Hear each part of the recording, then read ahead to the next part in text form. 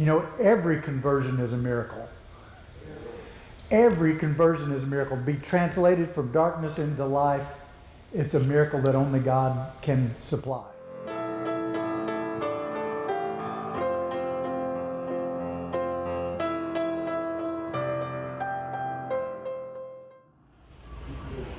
Well, good morning again. Please keep eating. I'm Paul Pizzi, and I want to thank you for joining us today. We have, you never know how many people are going to be able to come, and especially with COVID. I know we got a bunch of people on Zoom that they're going to join us. So masks are optional. You know, in the past we've had asked you to keep your mask on the whole time, so we're going to leave it up to you. If you feel like wearing a mask, that's great, and if not, that's great. And I think we just all have to respect how other people feel. And some of us, you know, say, I want to wear a mask all the time, and other people say, you know, I don't want to do any masks, but, you know, everybody has a different way of looking at this, so appreciate everybody being open to that. The board members, we have our CBO board members, just raise your hand and stand up, and just, if you have any questions, any complaints, go to them, don't see me. Also want to recognize Aviators Grill, Jim Duffy, and the great food they've been giving us. And Janetta, of course, our videographer, who always does an awesome job. Liam basically signed us up over here. We appreciate all the work that everybody does. Okay, everybody knows the drill. We meet the second Tuesday of every month. We'll be meeting here at the church 137 because Lone Star College is closed, and we just want to thank the church for allowing us to do this.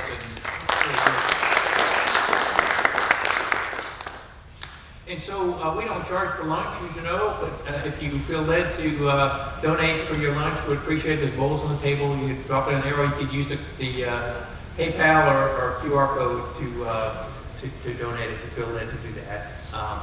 Also, sponsorships. Today's sponsor is Burke Carpet Cleaning.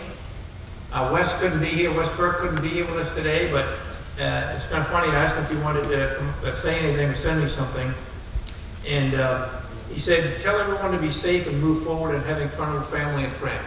And that's the kind of guy that Wesley is. But I will say that they do carpet cleaning, tile and rug cleaning, and upholstery cleaning, and I can vouch for them because about 5-6 years ago in our house, they did it for us before we sold our house, and they did a great job. So if you support Burke, we appreciate that. Okay, future speakers in April. Chris Alexander will speak.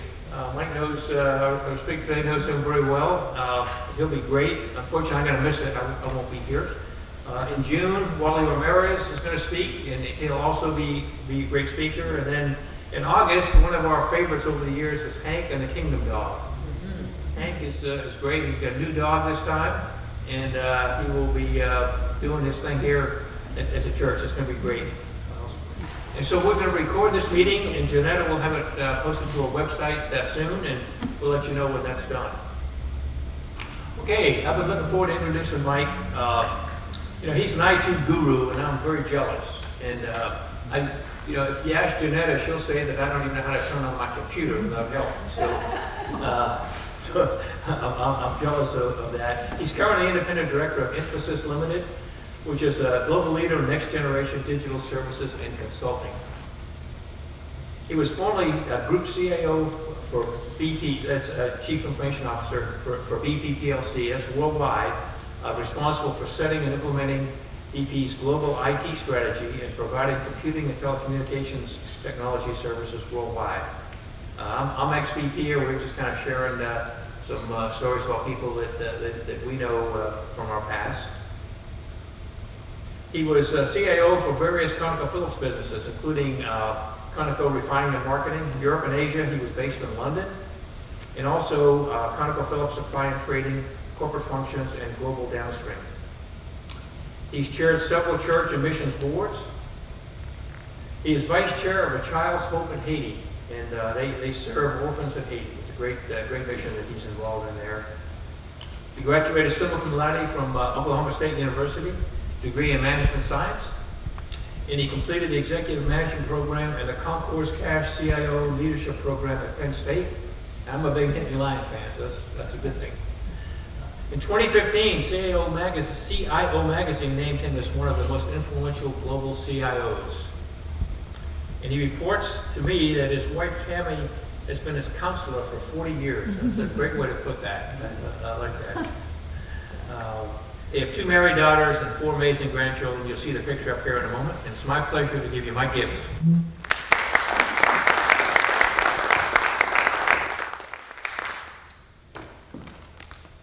Thank you, Paul. So, Paul first asked me to do this, talk about my life story. I couldn't think of anything that could possibly be more boring. I thought, let's do a Bible study or something interesting rather than my story. But I'm going to try to go through it with the challenges and issues I've had. Hopefully, to get some value out of this somehow, some learning or some takeaway that would be useful to you. But giving my faith story is a different thing. I was asked a couple of years ago to give my testimony to the deacons at Second Baptist, about several hundred men in the building, and I thought, why do you want me to give a testimony? My testimony is as boring as dishwater. Why?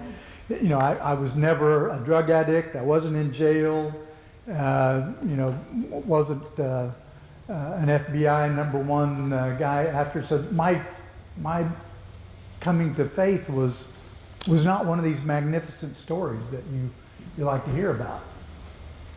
But as I thought about that, I thought, every conversion is a miracle. Every conversion is a miracle. Be translated from darkness into life, it's a miracle that only God can supply. So everybody's testimony is a value. I was just as lost before I came to Christ as the worst drug addict that you can imagine. So it's still the same journey that everybody has to take. So I'm happy to talk about that, giving glory to God. Let me begin with the most significant part of my life. This is me there, of course, Tammy, my wife, my 2 daughters, Jessica on the right, Molly on the left, their husbands, Brian and Aaron, and 4 grandchildren. This was taken a couple of years ago, so my grandchildren are a lot bigger now. But nothing happened in 2020, so we couldn't even take pictures in 2020.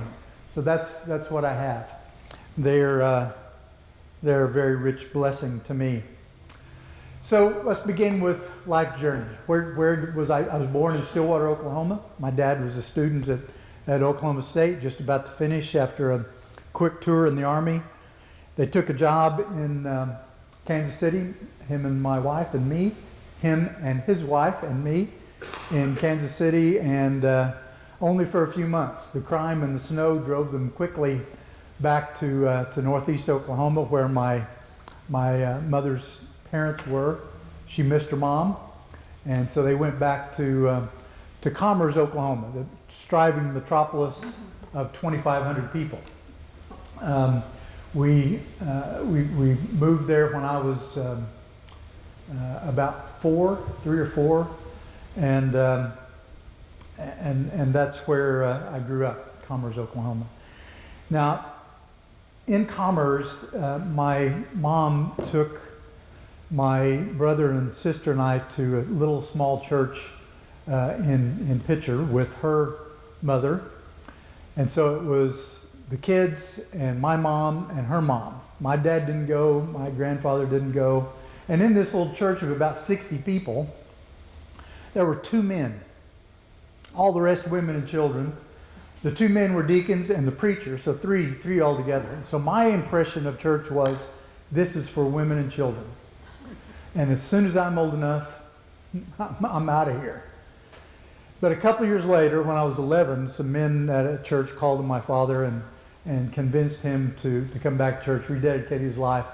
We began going to this church, and I had to reconsider, was this real? Was this important? Was this something that would interest me? And in a pastor's class of a few months, I came to the knowledge that Jesus was the Lord, and he was the Son of God Almighty, that I was a sinner. I had to know him, and that miracle happened at that point as an 11-year-old coming to Christ. In that conversion, I gained a love for the Bible, even as a young teenager, and read it, understood as much as I could at the time. But a guy I played ball with as a teenager mentioned to my soon-to-be girlfriend, soon-to-be wife, that, hey, that Gibbs guy knows a lot about the Bible. And that impressed her. And so who knows when God might bless you for doing something that you should be doing. That she was interested enough to, when I called on her to date, it only took a few months of calling before she was finally willing to go out with me. And she had a boyfriend at the time, and I would call her every week just to see if she was still dating that guy. Yes, okay, well, I'll call you next week. And eventually she said, no, we've kind of parted ways. Okay, well, you go out? Yeah. So I started dating her, and I'll say more about that in a minute. So Concours is the hometown of Mickey Mantle, famous ball player for the New York Yankees. And so my first career plan was Mickey Mantle #2. And I did everything I could to follow in his footsteps, including when Mickey was 18, playing at a game in Baxter Springs, Kansas, hit a ball into Spring River, about 500 feet away. Now, I wasn't going to be able to hit it that far, so I carried the ball out to the outfield, threw it up, and hit it into the river to say, just like Mickey, I hit the ball into Spring River. As a little leaguer, I was thinking about my life. I thought baseball was such a huge part of it, and it kind of advances the narrative of my story. So as a little leaguer, I was a really good player. Good pitcher, left-handed pitcher. Threw a curveball as a 12-year-old that other 12-year-olds couldn't hit. We won the Oklahoma State Championship. My ball team did. I can remember this championship game. It was on the radio. Can you imagine? On the radio, people all ringed around the field, and I was getting to pitch, and pitched a good game. Remember coming up in the 5th inning as a batter, and the people applauded, just like at a major league game, right? The pitcher comes up, yeah, and it brought tears to my eyes. I was so blinded I struck out at the plate from that experience. But I remember that very, very fondly. We not only won the Oklahoma State Championship, we won the Oklahoma-Missouri bi-state championship. And again, this is a team from a town of 2,500 people, and playing much bigger towns. And one of the games I pitched a no-hitter, one walk away from a perfect game. And that was the championship game. We went on to Des Moines, Iowa to play in the next round. The next round after that would have been the World Series, the Little League World Series. And when they announced the teams, we were lined up on one side of the field, looked like regular 12-year-olds. Fort Des Moines, Iowa was lined up on the other side of the field, and they looked like young men. It was a noticeable difference, boys among men. And I pitched and got beat 10-0. Those guys could hit a curveball, and they could hit my fastball, and they could hit everything else I threw. And it was interesting from no hitter to 10-0. And I got to tell you, I remember more about the 10-0 game than I do about the no hitter. And it's just the way life is, right? I remember more about that loss. I went and I was in tears after that game. And the thing I learned was, no matter how good you think you are, there's always somebody better. Always somebody better. Advanced to Babe Ruth. This is 13 to 15-year-olds. Once again, as a 15-year-old, our team, this was in Baxter Springs, Kansas, our team won the Kansas State Championship. Went to Pueblo, Colorado, and played all the way through into the final game. The winner of this final game was going to the Babe Ruth World Series. And I'd hit well all week. I wasn't the starting pitcher there. I was a relief pitcher. Got called into the game, 4th inning. Finally, in extra innings, 8th inning, I gave up the winning run. Losing pitcher. So that tournament ended with me as a loser, just like the Little League. And again, I remember that pitch clearly. It was a hanging curveball and ripped back up in the center, got stored from second base. And I was so upset that stormed off the field and kicked the gate open on my way out, and learned that I have an anger problem, a little bit bipolar, and also learned later that having done that, I missed the opportunity to be the most valuable player of the tournament because of my acting out in that way. So another opportunity to learn something about it. Next is American Legion, older game. The significant part about playing American Legion baseball is that's how I met my wife, between games of a doubleheader. She was coming to the game to see her cousin play, and we had some things in common, met between the two games. I could hardly play the second game for trying to catch her eye. I'm out there playing, she's looking, and of course she was not paying attention to the game, but all as a teenage girl was, she was talking to her friends. But as I said, I chased her, called her regularly, finally went out with her, chased her for 5 years before finally we were married in 1980.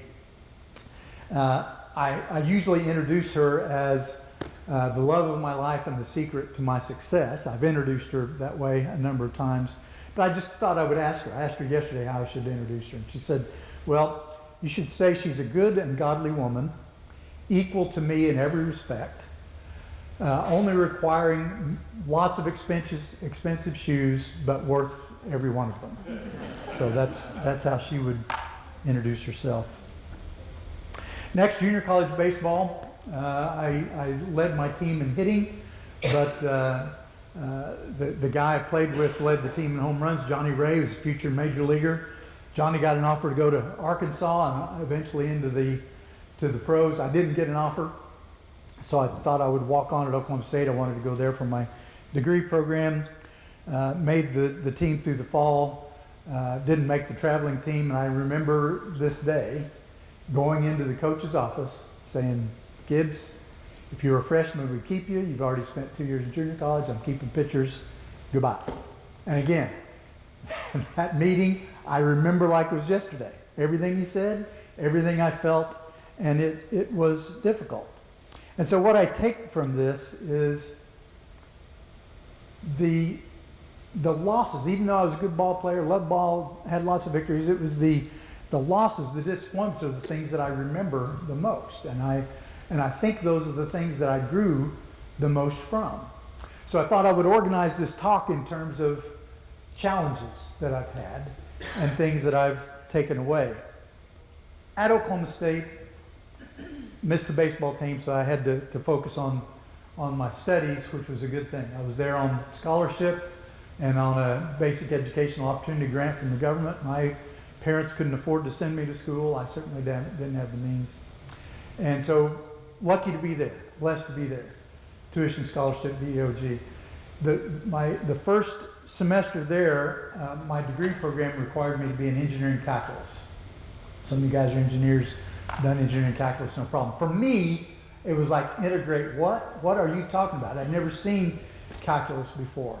And I was in this class with kids from big schools in Oklahoma that had done calculus in high school. And so they were all doing fine. I was not. 60 on my first test. This is a 5-hour class. Flunked this 5-hour class and I'm out of here. Right? I lose my tuition scholarship, and so it required a great deal of focus in order to get through this. And my takeaway was to work hard through this and bring it out. Made an A,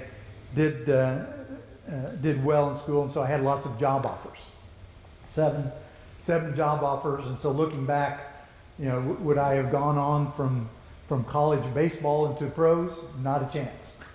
And so it was good that I lost out at Oklahoma State, focused on school, and did well and had many offers.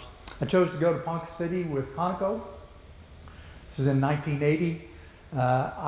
By the time I finished school, I had no money whatsoever. I had to ask for an advance from them in order to put a deposit down on an apartment. And we worked, Tammy and I were married shortly after, worked hard for a year, in order to put a down payment on a house. After a year of being in this house, Concours was up for sale. If you guys are in the oil industry, you'll remember perhaps that. And see, I met Vic. Vic was with Amoco at the time, and for all the world looked like Amoco was going to buy us.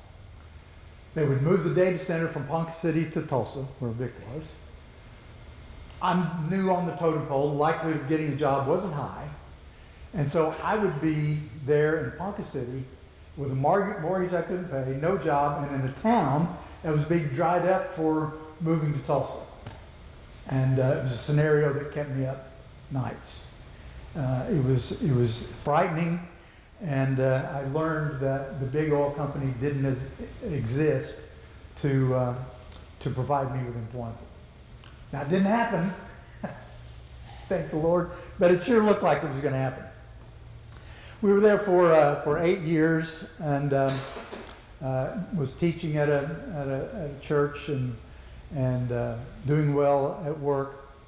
And I remember praying one day, praying to the Lord, saying, God, I'll do anything you say.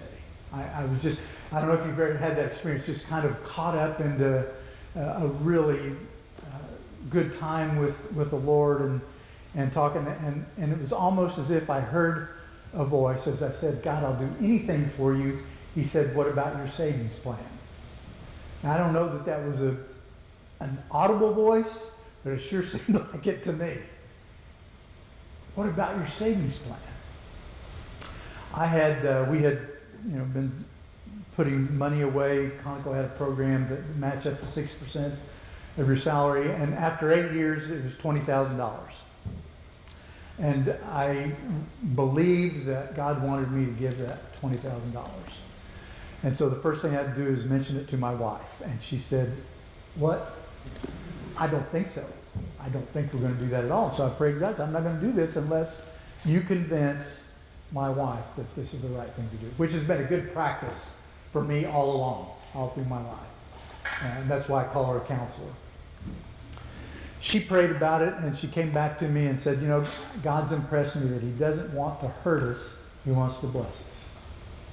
And I said, okay, then let's do it. And I talked to the pastor, said, this is what we're going to do. He did everything he could to talk me out of it, but he said, at the end of the day, what was I? 29. He said, you're too young to do this. Don't do this. But at the end of the day, he said, but if God told you to do it, what choice do you have, really? Are you going to decide to change your mind? So I said, absolutely. He said to do it. And it has been an incredible blessing having done that. And I'll say more about that shortly. So the next challenge was an international relocation to London. This was in 2001. My boss offered it as a development thing. It was a great opportunity. I dearly wanted to do it, and I kind of accepted it before I talked to my family. Not a good plan. And they were not happy. My oldest daughter was a senior in high school, or going to be a senior in high school. I was going to move her at this time, and it was so difficult. I finally said, Jessica, if you want to stay with some friends, I know friends will keep you. If you want to stay, I'll understand. Thankfully, she said, no, I'll come. So we stayed together. Didn't mean she liked me very much. I still have a picture. I wish I'd been able to find it for this thing.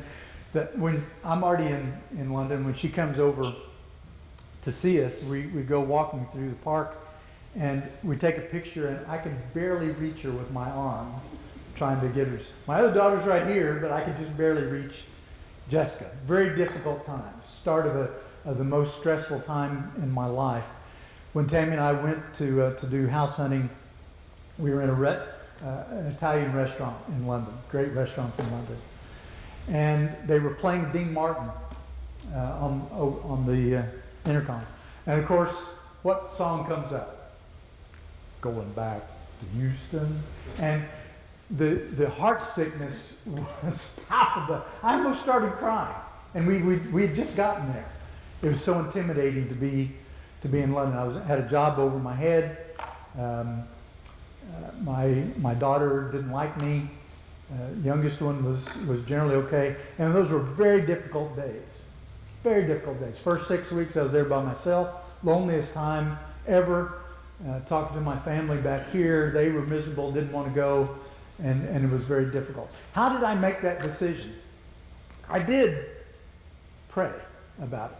And I did say, what is your will, God, for me to do this? But at the same time, I wanted to do it so bad, I'm not sure it could hurt him if he said, don't do it. But we went on this international location. 2002, we came back. The ConocoPhillips merger brought us back. I got a very stressful job. I was saying to Paul earlier, trying to merge these three companies together with systems that neither one couldn't decide, didn't understand the other. Very stressful time. I really wanted to quit. But in the midst of that time, I got an opportunity to do a ministry work that changed me. I was asked to go to Russia with East West Ministries with Joe Wall to teach eschatology, one of my favorite subjects, favorite study areas, Bible prophecy. Teaching these new pastors about eschatology, teaching them about the Bible. I met guys that had just gotten out of jail, right, and come to Christ. I met guys who'd been beaten for their faith in Turkmenistan, and these guys that had a really rough life, and yet they were so hungry to hear the Bible, to hear the Word taught. But I started on Monday morning, and we started at 8 o'clock, come to the 10 o'clock time to take a break. We're ready to take a break. They said, no, don't take a break. We'll break at lunch. We'll eat lunch. Keep going. And it was like they were dragging this stuff out of me. And it made me reflect on how blessed we are here. That you can turn on television, you can turn on the radio, you can go to 100,000 churches on Sunday and have it spoon-fed to you, the Bible. And these guys hadn't had that growing up in this system. And they were desperate to have this word of life. And also to recognize how blessed I was in this country. I got to thinking when I came back, if I'd had these guys with me to come back and come into my house, they would have said, so how many people live here? Must be 30 or 40, right? And so even though times were very difficult in my job here, it was a good reminder from God to how blessed I am, how blessed we are, no matter how difficult things seem to be. It's also a time when my wife was diagnosed with cancer. Tammy was diagnosed with colon cancer at 45, and my dad committed suicide shortly after. He had been very ill and took a decision to take his life, something that was very difficult for me to understand. But I'll say a few learnings about that in a minute. Eventually in 2008, we got an offer to go back to London with BP this time. Great opportunity, great job, very enjoyable. I had people supporting me. They all had my back. I was able to do lots of interesting things, and really it was taking a step up in salary and compensation that I'd had before, that I reflect back on that first giving opportunity that he promised that if you give to me, I'll bless you back in a way that you can't even appreciate, that you can't believe what will happen. This time I checked with my family before I went to London. Both my girls were extremely positive about doing it, which was something I really needed to hear from them so that they could say, London, I didn't want to go, but it was a good experience at the end of the day. They saw things they would never been able to see. Otherwise, they got a global perspective that most of us in this country don't have because we're so insular. The world revolves around North America. And so they supported, and of course Tammy supported, but really they wanted me to go over there so they could come visit, which they were able to do. Eventually came back to the States from the BP job and retired for a couple of reasons. One I'll tell you in some of my learnings, but as much as anything else for the travel. Travel was killing me. The last 5 years I was with BP, I crossed the Atlantic 120 times. And that doesn't count the travel to Singapore, Malaysia, and Australia, and India, and Germany. And so I recognized if I didn't quit, I was going to die and not have any strength left to enjoy retirement. And so quit for that reason. So let's talk about learnings. What did I learn from these challenges? So in the challenge of the college, you know, being afraid that this engineering calculus was going to take me down, I learned to work through the fear. That intimidation is there, but rather than be paralyzed and not be able to move forward, just take it a day at a time, one foot in front of the other. And that's what happened with this engineering calculus class.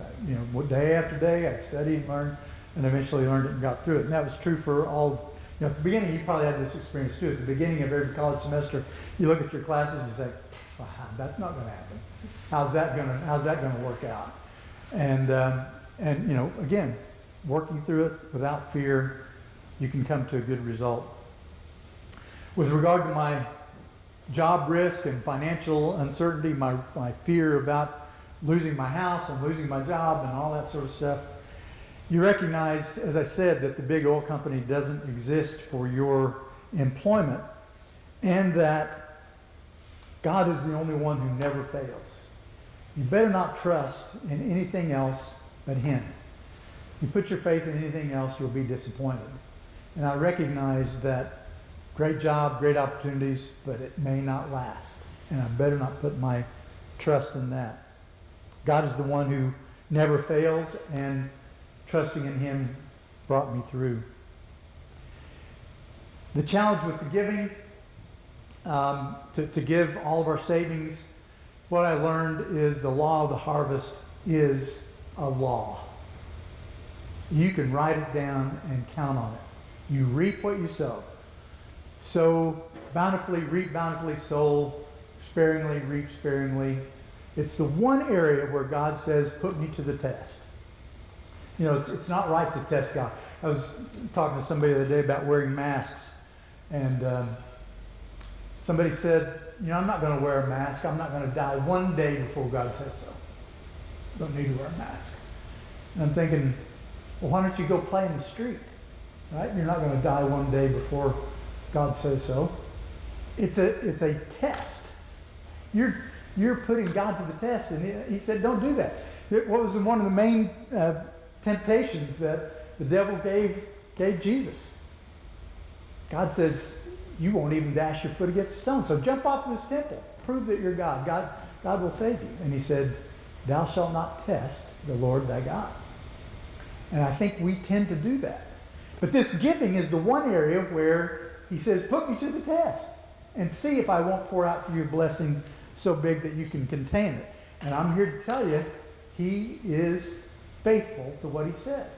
I had no reason to believe, or any reason growing up as a kid to expect that I could be here in my life. And there's nothing special about me. I assure you. Not the smartest, not the fastest, not the whatever. But I have God on my side. And He brought so many blessings into my life. What did I learn about choosing to go to London? As I was praying about what God's will for this might be, and there are times when I think you might get an answer where, He might have said, yes, you should go to London, or no, you shouldn't. I didn't ever get that. And I think there are times when we expect more of an answer in that space than He intends. Here's what God's will is for us, according to the Bible. He wants us to be saved. He wants us to be sanctified. He wants us to be saying thanks. He wants us to be sharing the gospel. He wants us to be serving. If you're doing that, He gives you freedom to make all the other choices, as long as they're within those bounds. That's what free will is about. You can make your life what you want it to be within those bounds. You can't expect God to tell you, what should I wear today? Or should I buy this house or not? You should seek Him, and maybe you get an answer, but maybe not.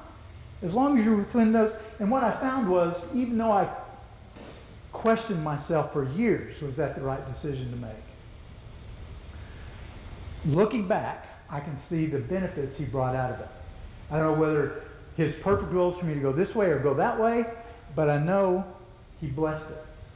And I know he would have regardless of the choice I made. Seek God's will, but then make a choice. Choose. You have freedom.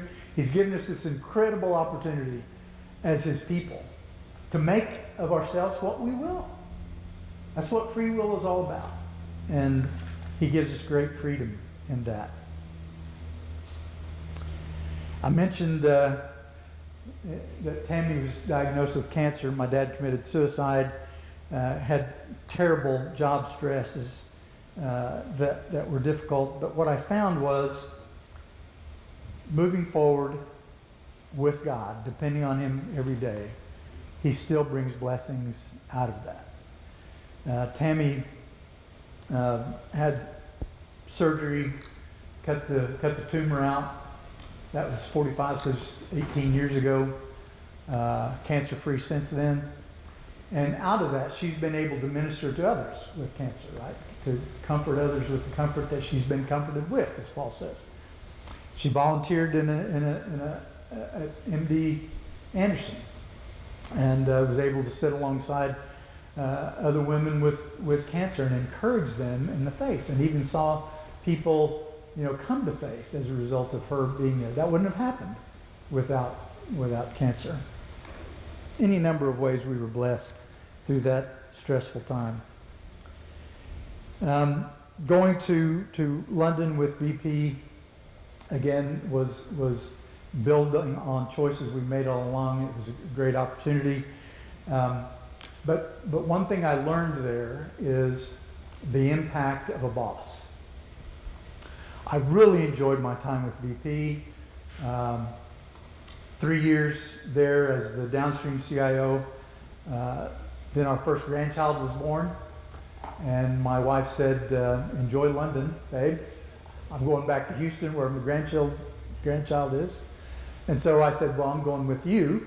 And I told the guys, told my boss, if there's something you can come up with and do in Houston, fine, but I'm going back. And so my 3-year term was up. I'm going to go back. And he said, well, okay, let me think about this. And I was a downstream CIO. Houston has no downstream activity with BP. But still he said, do you think you can do this job from Houston? I said, well, it hadn't even occurred to me. And he allowed me to come and do this job from Houston, even though there was no reason for my job to be in Houston, which was a huge blessing to us. Of course, it did mean I traveled a lot, so that was part of the problem. But when I got the Group CIO job, the big job, I had a new boss, Chief Financial Officer, brilliant guy, and just as mean as you can imagine. As soon as I got the job, we were at a Christmas party with my wife there and all the spouses, and he told my wife, he said, in a year, your husband will hate me. And she told me that, and I said, well, that's not going to happen. I kind of did after a year. Kind of did hate him. He loved to give you grief, to put you on your back foot, to challenge you with things and to just be disparaging. And he didn't have to be. He didn't need to be that way. It was just in his DNA.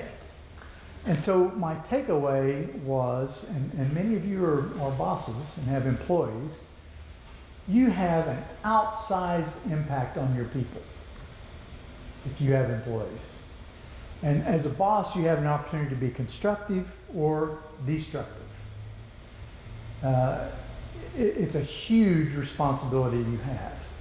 And so I encourage you, don't be like my CFO boss. Be a constructive. All the other guys I had at BP were fabulous, gave me great encouragement, let me do my job, and it was great. In retirement, I've learned that it's most important to pursue family and friends. I have a lot more family time, of course, than I've ever had before. Do a heck of a lot of grandparenting, which is a great joy. I've learned that the things I've learned over my career, I try to make use to others. That's why I do the small business consulting. It's amazing, guys that have started their own businesses or they haven't had the same training that a corporate guy has had. And so some of the things that I've learned can be of great help to others. So I've been able to do that.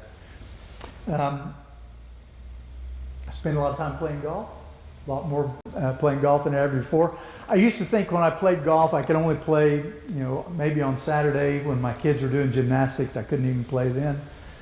And I thought, when I retire, I'm going to play more and I'm going to get so much better. Not so much. I play a lot more, not a whole lot better, and so until finally you have to say, I'm just not a very good golfer. So it's a disappointment in my retirement.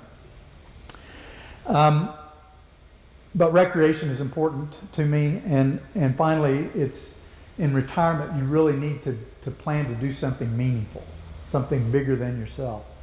I've known guys that retired to daytime TV and they're dead in a year, and there's nothing worse than to retire your brain and your heart and your mind and everything. So that's the reason I do the Haiti thing. I do teach Bible studies, and I'm interested in doing something that's bigger than me, and continue to invest in that. So as I was thinking, how do I conclude this? I was thinking, so let's hear the conclusion of the matter, which of course reminded me of Ecclesiastes. Solomon, after discussing all about life and here's what's good and here's what's not good and you should do this, you shouldn't do this. Finally, at the end, he says, let's hear the conclusion of the whole matter. Fear God and keep his commandments, for this is man's all. For God will bring every work into judgment, including every secret thing, whether good or evil. I'm convinced that this life is all about preparation for the next.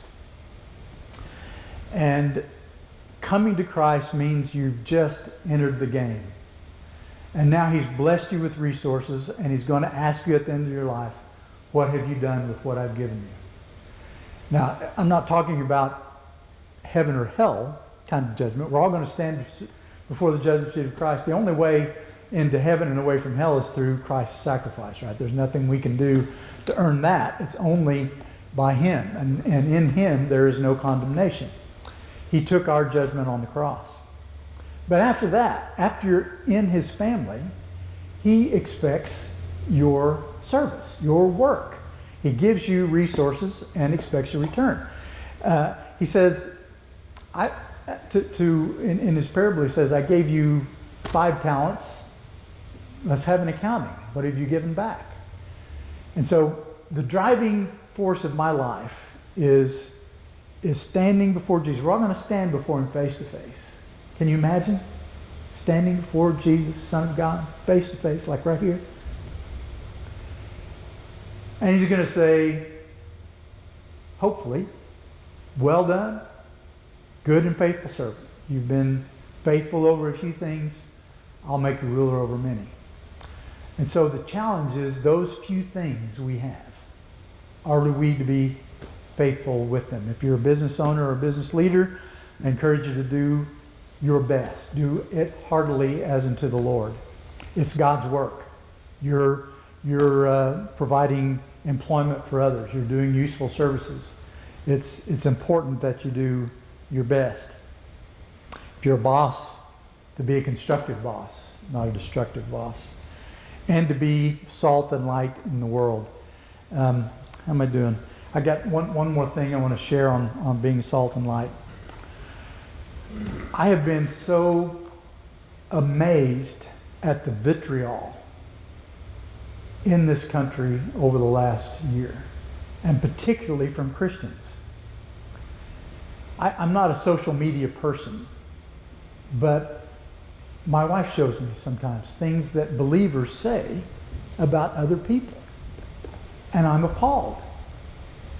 Jesus said they'll know you're Christians by how clearly you can put somebody else down.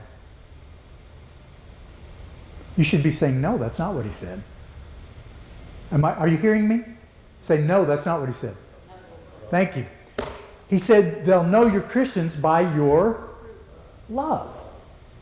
And the most unlovely things I see written in social media. Being salt and light is not battling for in the value wars, culture wars, with vitriol and putting people down. It is loving. As a Christian church, we should be known for what we are for, not what we're against. We should be representing Jesus to the world, who loved sinners. He loved them, and he tried to bring them to himself regularly. The only people he ever got mad at was church people. Church people who were so legalistic in their thinking they couldn't even allow his love to penetrate. Let's not be guilty of that, of being pharisaical and church people and putting other people down and saying, I know what's right. You know, the sins we tend to hammer on the most are the ones that we don't have any trouble with, right? Homosexuality is the worst possible sin you can have, because I don't have a problem with homosexuality. But there's a few other things that I might have a problem with. I never hear anybody talk about gluttony, for example. Gluttony is a sin. I haven't worn these pants for a year because of the pandemic. And I put them on this morning. They don't fit the way they used to fit. And we've all had pandemic food issues that we need. But nobody's going to talk about gluttony. No, nobody's going to talk. Men aren't going to talk about adultery of the eyes. Do you know that 80%, 85% of men, including church people, church men, look at pornography? Nobody talks about that, but let's hammer on homosexuality. Be salt and light in the world. Represent Jesus to the world. Don't represent republicanism. You know, you can be a Christian without being a Republican. It's true. You can. Be a Christ follower, then be a Republican, or then be whatever else you want to be. But being a Christ follower needs to dictate how you run your business, how you act as a boss, how you do politics, how you do social media. You're a Christian first. So my plea with you is to be salt and light in the world. And that's my plea for me as well. That's my story. Questions? Yes, please. Questions? Yes, sir. Mike, give us an update on Haiti. On what? You know, we Oh, Haiti. So, several $1 billion. My understanding, we haven't even spent 50% of it down there to help them recover. you know, it's interesting. The earthquake killed 300,000 people back in 2005, 6, I forget. And my friend Raleigh Jenkins, ABC Pest Control, happened to be the president of the North American Pest Control Association at the time. So the government asked him to gather up some people and go down there and try to help. And they put netting up on hospitals, and there were mosquitoes flying everywhere. It was horrible. They did things, but Raleigh said he noticed all these kids running around the streets. He said, "What's the deal with these kids?" Well, they're on their own. Their parents may have been killed in the earthquake. And so he said he came back, and God wouldn't let him not see that anymore. It was just, and he said, "We got to do something about that." Started this orphanage, and that's the path we're on. Now, the problem, or at least one problem in Haiti, is corruption, of course. And it's the poorest country in the Western Hemisphere, largely because of corruption and poor leadership in the government. And so how the money's been spent, I don't know. I'm sure not as efficiently and effectively as it could have been, but the country is desperately poor. When I fly in there, the only people in the airport are missionaries of some sort, people coming to help, to adopt, to build hospitals and churches and whatnot. And I don't see anything changing. I don't see anything changing. So that's why we think this ministry is so important. By the way, if you want to give to the ministry, I'm happy to have your donation for Haiti. Our vision is to raise up orphans with education and conversion to Christ to become leaders in at least their region. Now, our little corner of the world, we're going to try to create people that can run businesses, that can help other people and help the country in that way. But unless that happens on a wide scale, I mean, it's been a no-fly country for a year now because of civil unrest, each party bouncing the other one. Other questions? Paul said I was an IT expert. That is absolutely not true. I was an IT expert in 1980s, and since then the technology has left me far behind. I can do budgets, and that's what I'm good at. Thank you for your attention.